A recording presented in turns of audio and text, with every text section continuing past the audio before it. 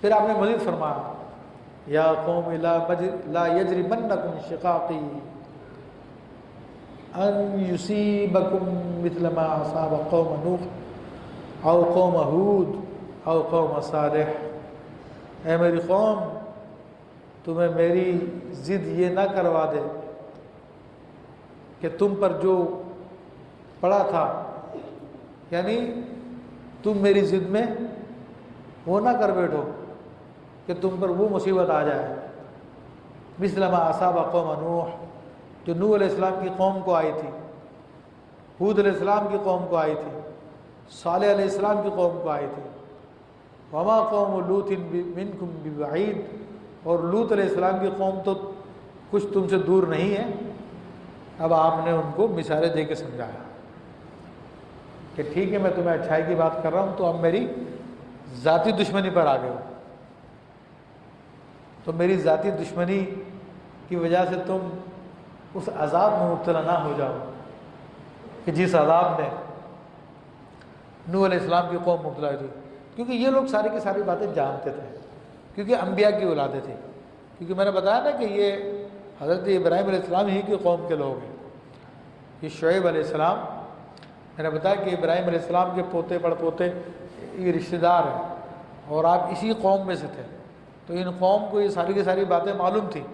اور نوح علیہ السلام کا واقعہ تو بہت دور کا بھی نہیں تھا، اور سوری لوط علیہ السلام کا واقعہ، تو اس لیے آپ نے فرمایا کہ ہود علیہ السلام کی بات بھی ان کو پتہ تھی، صالح علیہ السلام کی بات بھی ان کو پتہ تھی، اور فرمایا کہ لوط علیہ السلام کی بات تو کوئی دور بھی نہیں ہے۔ وَاسْتَغْفِرُوا رَبَّكُمْ، تو استغفار کرو اپنے رب سے، ثُمَّ تُوبُوا إِلَيْهِ، پھر اس کی طرف رجوع لاؤ، اس کی طرف لوٹ جاؤ، پہلے اپنے گناہوں سے معافی چاہو اور پھر اپنے رب کی بارگاہ کی طرف لوٹ جاؤ، ادھر رجوع کرو۔ ان ربی رحیم ودود، اور بے شک میرا رب مہربان محبت والا ہے۔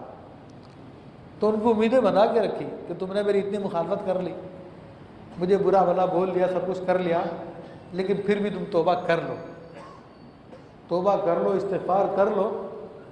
تو میرے رب کو تم رحم کرنے والا اور محبت کرنے والا پاؤ گے۔ قالوا یا شعیب ما نفقہ کثیرا مما تقول، تو کہنے لگے اے شعیب ہماری سمجھ میں نہیں آتی تمہاری بہت سی باتیں۔ اچھا ہوتا کیا ہے جب نفس باطل کا عادی ہو جائے، جب نفس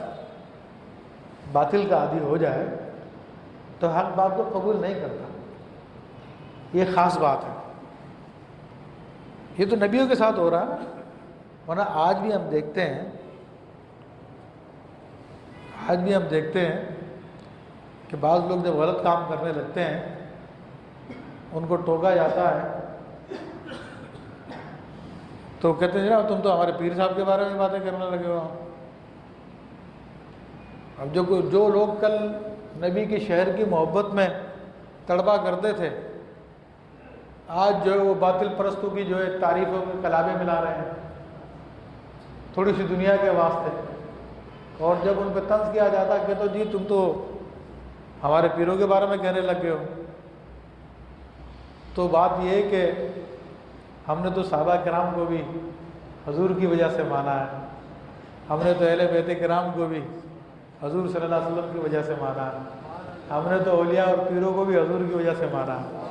تو جو ان کے طریقے کے مطابق ہے وہ قابل احترام ہے، اور جو ان کے طریقوں سے ہٹ کر دنیا داروں کے دم چھلے بن جائیں وہ قابل ذلت ہیں، وہ عزت کے قابل نہیں ہے۔ تو پیر بھی اس وقت تک قابل احترام رہتا ہے جب تک کہ رسول اللہ صلی اللہ علیہ وسلم کا فرمانبردار رہے، ان کے طریقے پر رہے۔ تو اب چونکہ ان باتوں کے وہ عادی ہو چکے ہیں، تو جب ان کے سامنے حق بات بیان کی جاتی کہتے ہیں ہمیں تو سمجھ میں نہیں آ رہی کیسی باتیں کر رہا ہو، تو عجیب بات ہے۔